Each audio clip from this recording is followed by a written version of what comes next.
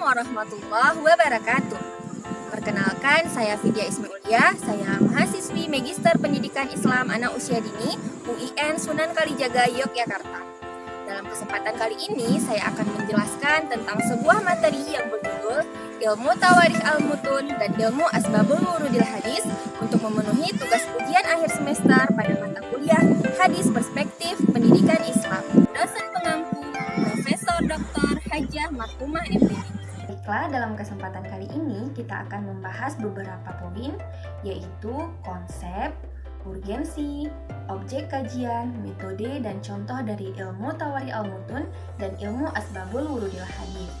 Yang pertama, kita akan membahas tentang ilmu Tawarikh Al-Mutun. Tawarikh Al-Mutun berasal dari dua kata, yaitu tarikh dan mutun. Tarikh ini berarti sejarah, sedangkan mutun ini berarti matan dari suatu hadis. Jadi dapat kita simpulkan bahwasannya ilmu Tawarikh Al-Mutun ini adalah ilmu yang mempelajari tentang sejarah dari suatu matan hadis. Nah, yang termasuk dalam konteks ilmu Tawarikh Al-Mutun adalah pengembangan kategori hadis-hadis makiyah dan hadis madaniyah. Selain itu, ilmu ini akan memberikan informasi tentang bagaimana evolusi perkembangan syariat Islam. Objek kajian ilmu ini adalah hikayat sejarah dikeluarkannya sebuah hadis, dan kajian ini memiliki manfaat yang sangat besar terhadap kajian nasikh wal mansukh. Adapun urgensi dari ilmu Tawarikh Al-Mutun ini, yang pertama, untuk mengetahui nasakh dan mansukh dari suatu hadis, karena ilmu ini berkaitan dengan kapan diriwayatkannya hadis tersebut. Selanjutnya, untuk mengelompokkan hadis makiyah ataupun hadis madaniyah, karena ilmu ini juga membahas tentang tempat dan waktu diriwayatkannya hadis tersebut.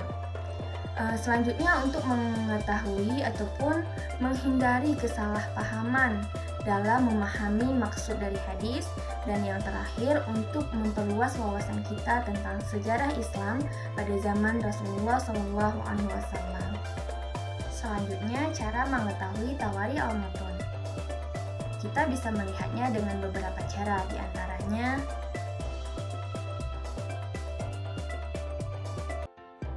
kemudian contoh hadis yang terdapat Tawarikh Al-Mutun. Anas ibnu Malik berkata, Rasulullah Shallallahu Alaihi Wasallam pernah berkunut sebulan lamanya sesudah ruku. Beliau berdoa untuk kebinasaan beberapa golongan dari golongan-golongan bangsa Arab. Kemudian beliau meninggalkannya. Hadis riwayat Bukhari dan Muslim. Berkunutnya Nabi adalah sesudah sampai kepadanya berita bahwa perangkatan Qurra telah dibunuh oleh orang-orang yang tadinya menghendaki Nabi untuk mengutus orang-orang yang akan mengajarkan mereka. Hal ini terjadi setelah peristiwa Perang Khaybar, dan peristiwa ini dikenal dengan Birru Mau'unah. Ini menjelaskan dengan tegas dan jelas tentang sejarah akan adanya hadis tersebut, yaitu pada saat Nabi menyabdakan hadisnya ketika beliau sedang melakukan khutbah pada Haji Wada yang dilakukan pada tahun 10 Baiklah, selanjutnya kita akan membahas tentang ilmu Asbabul Wurudil Hadis. Ilmu Asbabul Wurud ini adalah ilmu yang mempelajari tentang sebab-sebab lahirnya suatu hadis.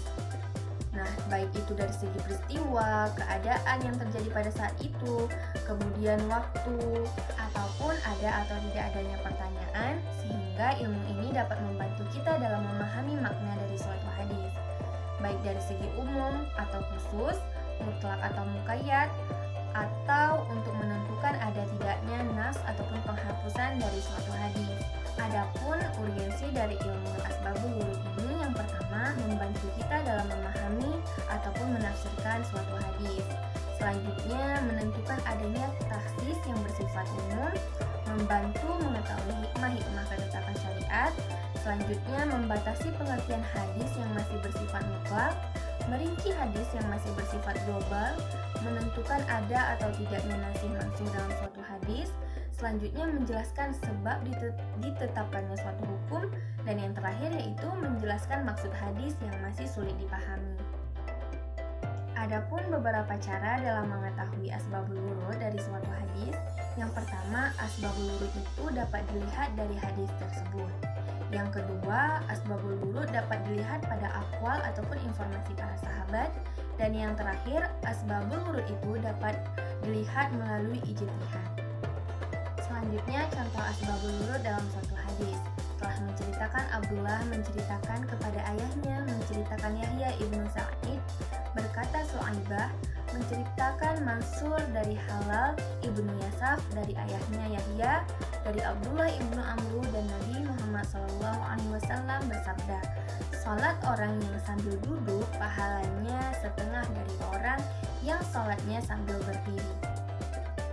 Adapun asbabul wurud dari hadis tadi, pernah suatu ketika penduduk Madinah terjangkit suatu wabah penyakit.